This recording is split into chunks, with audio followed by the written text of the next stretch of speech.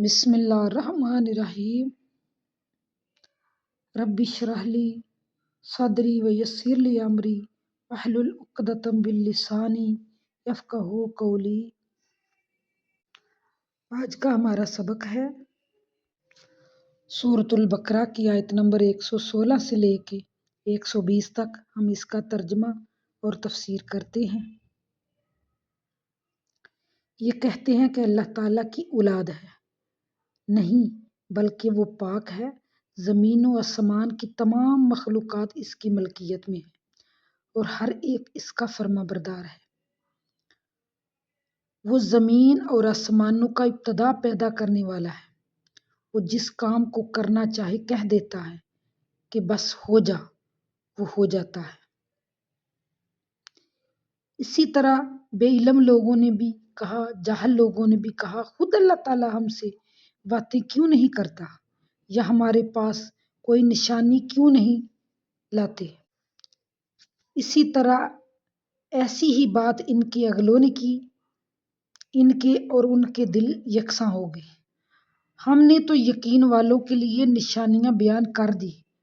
ہم نے آپ کو حق کے ساتھ خوشخبری دینے والا اور ڈرانے والا بنا کر بھیجا ہے، اور جہنمیوں کے بارے میں آپ سے سوال نہیں ہوگا۔ آپ سے یہود و نصارہ ہرگز راضی نہیں ہوں گے جب تک کہ آپ ان کے مذہب کے تابع نہ ہو جائیں۔ آپ کہہ دیجئے کہ اللہ تعالیٰ کی ہدایت ہی ہدایت ہے، اور اگر آپ نے باوجود اپنے پاس علم آ جانے کے پھر ان کی خواہشوں کی پیروی کی تو اللہ تعالیٰ کے پاس آپ کا نہ تو کوئی ولی ہوگا اور نہ مددگار ہوگا۔ یعنی اللہ تو وہ ذات ہے کہ آسمان و زمین کی ہر چیز کا وہ مالک ہے، ہر چیز کا وہ خالق ہے۔ وہ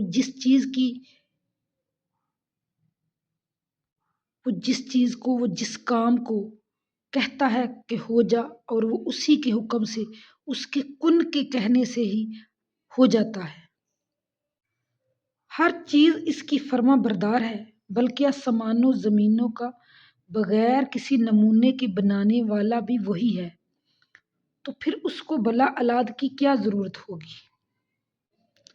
تو اس سے مراد مشرکین عرب ہے، جنہوں نے یہودیوں کی طرح مطالبہ کیا کہ اللہ تعالیٰ ہم سے براہ راست گفتگو کیوں نہیں کرتا، یا کوئی بڑی نشانی کیوں نہیں دکھا دیتا جسے دیکھ کر ہم مسلمان ہو جائیں، جس طرح کہ سورۃ بنی اسرائیل میں دیگر مقامات پر بھی بیان کیا گیا ہے۔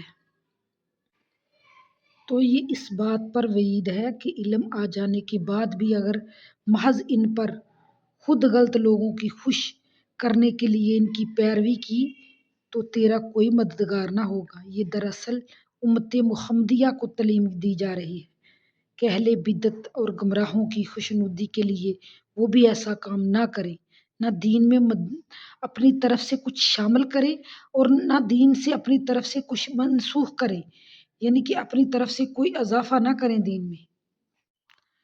یعنی کہ یہ مشرکین اس قدر گمراہی میں چلے گئے کہ کبھی کوئی مطالبہ کر دیتے تو کبھی آپ کو دیوانہ کہتے، تو کبھی کچھ کہتے۔ یہ اس قدر جہالت میں گر گئے کہ ان کو اللہ تعالیٰ کا حق پہچاننے میں کوئی چیز نظر ہی نہیں آ رہی تھی، یعنی کہ وہ حق بات کو سمجھنے کے قائل ہی نہیں تھے، وہ حق بات کو جاننے کے قائل ہی نہیں تھے، کچھ سمجھتے ہی نہیں تھے حق بات کو۔ بجائے اس کے کہ وہ مانتے، حق کے سامنے نئے نئے مطالبے رکھتے تھے یا انہیں دیوانہ گردانتے رہتے تھے۔